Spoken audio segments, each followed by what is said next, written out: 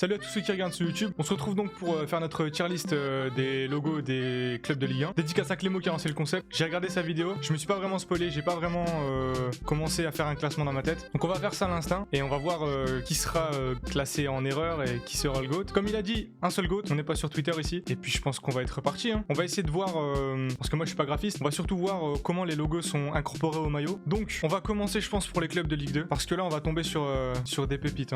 On va commencer par Sedan. Franchement, je pense que Sedan, on est sur une belle erreur. Clairement, la typo, elle est pas du tout harmonieuse, j'ai envie de dire. Avec le sanglier qui est en tout petit, là, comme on le voit actuellement, on n'arrive même pas à distinguer l'animal. En fait, on dirait clairement le club qui a pas de budget et qui s'est pas trop cassé la tête. On va ensuite mettre Amiens en mauvais. Je trouve que, par moment, on a trop de modernité, mais là, on est clairement sur un manque de modernité.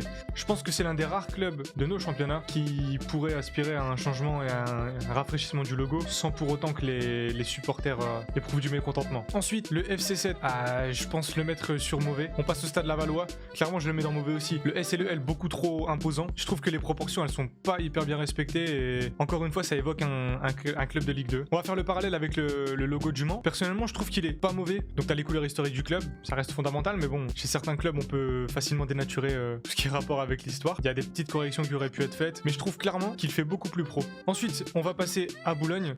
Clairement, ça m'évoque un... Désolé, ça va peut-être être méchant, mais ça me fait vraiment penser à un logo de club de district. Dans mauvais, on va aussi mettre l'US Créteil. Pareil, ça manque de modernité. Les typos sont fort bruts. On va une nouvelle fois faire un parallèle avec le logo du TFC, qui selon moi est très beau, même si on peut y voir une allusion au City Football Group. Mais je trouve que les principales informations sont bien résumées. Le logo a vraiment modernisé l'identité graphique du club. Donc pour moi, c'est un grand oui.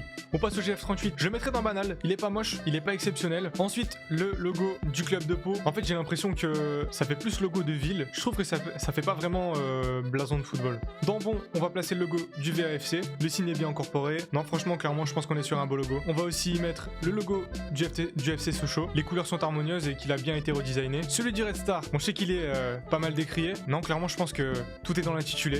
L'étoile rouge, hyper classe. Il y a de très belles déclinaisons du motif qui sont faites sur les maillots. Et franchement, les maillots du Red Star sont vraiment super bien conçus à chaque fois. Donc c'est pour ça que je le classerai en très beau. Logo de l'Estac, pareil. La forme est cool. Les couleurs sont top. La typo est bien visible. Même ici, d'un angle un peu plus reculé, on le voit correctement. Le logo de l'US Avranches, clairement. Encore une fois, je trouve qu'il fait pas logo de football. En plus, le ballon qui est grossièrement incorporé. Le logo de Chambly, qui avait fait beaucoup de bruit sur les réseaux sociaux de par sa similitude avec le logo de l'Inter. Franchement, je pense que c'est une belle erreur. Le logo du Stade Briochin. Ouais, pareil, limite, je verrais plus ça pour, je sais pas, une marque de bière ou bien une équipe de rugby. C'est vraiment pas le genre de... C'est pas le style que j'apprécie. Et là, petit à petit, on va commencer à avoir des belles choses. Le FC Annecy, je pense que c'est une erreur. Je comprends pas vraiment pourquoi ils ont mis le FC en si grand. Quand tu compares avec le logo de Nîmes, tu vois bien en évidence le Nîmes qui te saute aux yeux. Franchement, je comprends pas trop. En parlant de Nîmes, on va le mettre dans très beau. Et de par la simplicité, en fait, tout y est. Ils ont leur symbole fort, donc le crocodile. La reine de Nîmes aussi. Très bien incorporable. Et je pense que c'est un des top logos de Ligue 2. Cholet, je le trouve banal. Je le trouve cool, mais j'ai l'impression que ça fait pas vraiment logo de football. En comparaison, j'ai vu pas mal de t-shirts d'autres sports. Tout ce qui est dans le volley. Et limite, tu me dis que c'est ce logo sur un maillot de volley, ça me choquerait vraiment pas du tout. Et Sébastien, je le mettrais dans banal. À la limite du bon, franchement, je le mettrais peut-être entre les deux. Moi, je trouve que ça m'évoque un maillot de football, d'un club historique en plus de ça. Pareil, t'as de belles choses à faire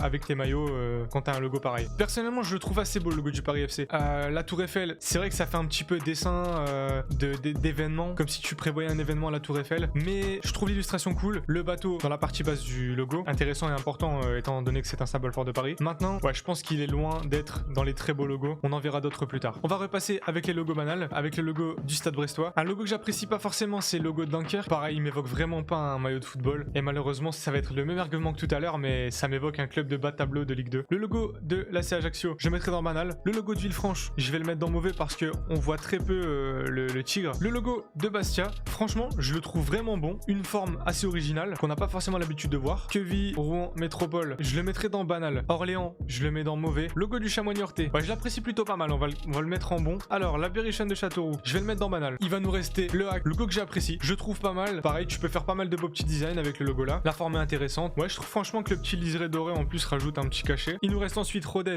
que je vais mettre dans erreur. Je trouve que la typo est beaucoup trop fine, mais pareil, je pense qu'il mérite un rebranding histoire de moderniser et de rendre plus pro en fait. l'US Concarneau, je vais le mettre dans mauvais. Je trouve celui de Nancy bon. Il nous reste donc deux logos en Ligue 2 et là je pense qu'on est sur les deux plus beaux logos. On a d'une part le logo de l'En Avant de Guingamp et le logo du Stade Malherbe de Caen. Le logo de l'En Avant il a été modernisé vraiment correctement. L'ancien était un peu spécial avec sa forme rectangulaire. Là on est clairement sur un rafraîchissement lotissement vraiment top. Maintenant, celui du Stade Malherbe de Caen. Je sais qu'il y en a pour qui ce logo n'évoque pas un logo de maillot de football. Le motif est spécial, mais je le trouve vraiment beau et je le trouve travaillé en fait. Clairement, je le mettrai directement en très beau. Le Viking, les couleurs bien choisies, le motif en flat qui est très joli à voir incrusté sur les maillots. Donc maintenant, on a terminé les clubs de Ligue 2. On va passer au club de Ligue 1. Il a failli m'échapper, mais il reste la JOCR. Je vais le mettre en bon. Donc on va commencer par l'un des logos les moins convaincants, je trouve. C'est le logo du Clermont Foot. Je le trouve difficile à incruster et pas forcément très harmonieux. Donc il nous reste Dijon que je mettrai dans banal. Le blason de la SSE, je le mettrai dans très beau. En fait, il est sobre avec l'étoile, une vraie étoile, hein, si on peut le dire.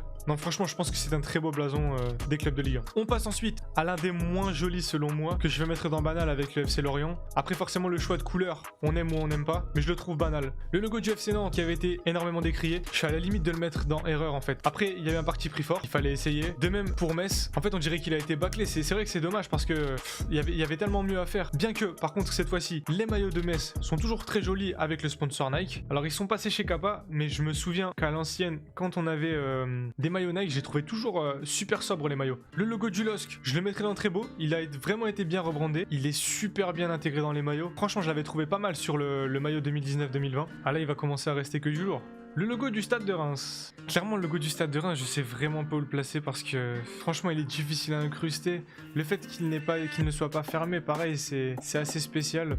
Je vais le mettre dans banal parce que j'arrive vraiment pas à me prononcer. Logo du SCO, franchement, j'appréciais pas mal l'ancien. Je pense le mettre dans banal, ouais. Le logo des Girondins, qui malgré le temps passé, fait toujours son petit effet. Je mettrai avec celui du Stade Rennais. Le logo de Strasbourg, je pense le mettre dans banal. Le logo de Montpellier, historique selon moi. Les couleurs de Montpellier. C'est vrai que quand on a une couleur dominante avec l'orange dans ce cas-là, on peut vite s'exposer à rendre le logo trop flash, un peu le rendre peu professionnel. Le logo du RC Lens avec le chevalet, très beau logo je trouve, raccord avec l'histoire, je le vois vraiment pas ailleurs. Contrairement au logo de l'OGC Nice que je mettrais dans bon. Maintenant, il reste les clubs du top 4. Donc pour ceux qui me connaissent pas, je suis supporter parisien, mais je vais être 100% objectif. C'est vrai que le logo de l'AS Monaco et le taf qui avait été fait sur les maillots, moi je trouvais les maillots Nike monstrueux, franchement, mais c'est vrai que le logo est lourd, hein. En flat comme ça avec les couleurs qui sont vraiment jolies, les contours doré. Je pense qu'en fait j'aurais pas dû regarder la vidéo de Clément parce que ça va m'influencer sur le choix final. Déjà, je mettrais pas celui du PSG en premier. Là je pense qu'on est on a comment on appelle ça, la conséquence du rachat des Qataris. Malgré que le logo soit hyper bien incrustable, on peut en faire des déclinaisons de n'importe quelle couleur. De toute façon tu le vois chaque année. Quand le maillot est blanc, tu peux le mettre en full blanc. Quand le maillot est rose, tu peux le mettre en full rose. Franchement, tu peux faire pas mal de choses avec le logo du PSG. Maintenant c'est con, je trouve ça bête d'avoir enlevé le berceau. Je pense que j'aurais été moins critique si il y avait eu les couleurs flat comme à l'ancienne avec le logo celui-ci. On va passer au logo de l'OM. Pareil, je le mettrai dans très beau. En fait, tout est dans le logo, c'est hyper bien synthétisé. Bon, l'étoile, on parlera pas de l'étoile. C'est vrai que c'est l'un des logos historiques de notre championnat, donc je le vois nulle part que dans très beau. Et il nous reste Lyon et Monaco. Et je me doutais qu'il allait me rester le logo de l'OL. Le logo de Monaco, je vais juste regarder l'ancien logo. Mais au final, ils ont repris l'ancien et ils l'ont mis en flat. C'est vrai qu'en fait, ils cochent tout. La forme, elle est magnifique. La couronne. Les couleurs, elles sont un peu flashy. Je vais le mettre dans très beau et je vais garder l'OL pour le GOAT. Un peu comme tu viens de dire, Léo. En fait, il vieillit pas. Tu peux très bien le dissocier quand le logo est en petit.